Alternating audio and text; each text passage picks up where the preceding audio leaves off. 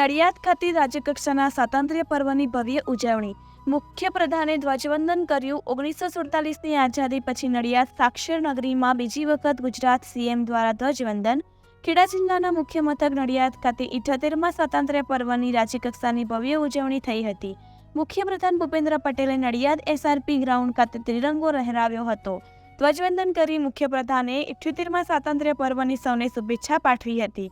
મુખ્યપ્રધાને કહ્યું કે વડાપ્રધાને વિકસિત આત્મનિર્ભર ઉન્નત ભારત એટ 2047નું વિઝન આપ્યું છે. આ વિઝનને હાંસલ કરવા ગુજરાતે પણ વિકસિત ગુજરાતથી વિકસિત ભારતની નેમ રાખી છે.